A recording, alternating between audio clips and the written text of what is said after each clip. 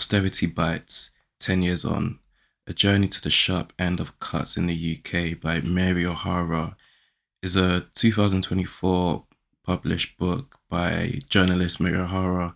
And this is such an important book, such a vital book. Mary goes throughout the whole of the UK talking to charity workers, volunteers, um, disabled people, poor people, single mothers, all sorts. The most forgotten and the most vulnerable in society, to really document just how austerity measures in the UK, which we all know is an absolutely abhorrent economic philosophy or policy. It shows how they've been affected by it through what at this point was like 14 years of crazy conservative government leadership.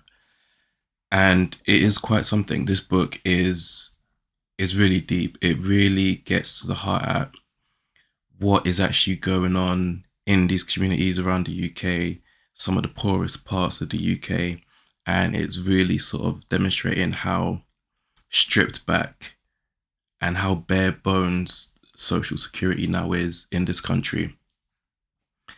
And it is a brilliant read. It's a harrowing read. It is crazy, absolutely crazy. This book is like, I guess, the second or third edition of what is an original book. It's by the same title, just minus the 10 years on part. And as it suggests, it was released around 2014, 2013. This new edition contains a lot, if not most of the material from that book, and just updated essays from O'Hara 10 years on, now that we really get to see how austerity has played out in the UK. But this book absolutely just is, it's nuts. It's the statistics in here that Mary sort of like lays out, crazy, absolutely crazy. Back in 2008-09, just under 26,000 people received emergency food parcels. By 2014, 4 years after the austerity ball really got rolling, the figure was almost 1 million. By 2023-24, it had more than tripled to 3.12 million. In addition, it found that articles focusing on disability benefit led some people to believe fraud was as high as 70%. The government's own figure puts total benefit fraud at 0.7%. If populist propaganda around shirkers was reinforcing a forceful dependency mantra, it was one that was also tapping into a specific mindset: the public's ignorance of the social security system.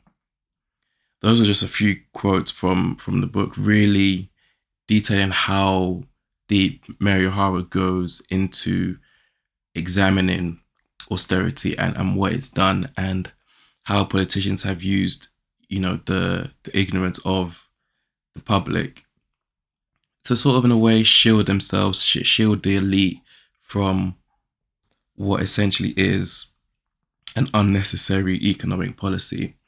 And again, this book is about 300 pages when you account for everything, notes included. And it is a powerful book. Definitely one I recommend everyone to pick up for sure. One thing that kind of really touched me with this book was when Mary highlighted how suicide helplines reported like a higher number of calls relating to financial worries post, of course, the 2008 financial crash, but also post the government's austerity measures, as people, were so desperate and needed advice on how not to kill themselves because they couldn't afford to put food on the table, which is just absolutely crazy. Mary's writing in this is very straightforward. It's very passionate. And she doesn't hold back. She really interviews vital people who are doing a lot of good work, a lot of volunteers, um, and just how they're feeling, how they are coping, what they are seeing in their communities. And I love the balance of the qualitative and quantitative um, sort of features in this book. It is extremely well balanced. She talks to just so many people, especially even those on benefits, those who've had benefits taken away from them. And she also, I guess, also does, also portrays stories of those who've died because they just couldn't find a way to live when their benefits were taken away from them. They couldn't find a way to navigate in this crazy system that isn't designed for them to actually function and be independent and be full fledged citizens. And those are just crazy to read about. And yeah, Mary O'Hara does not hold back. This was an absolutely brilliant book. Mary O'Hara also spends a lot of time highlighting the plight of disabled people who really do feel austerity cuts the most, as they are uniquely affected due to their conditions.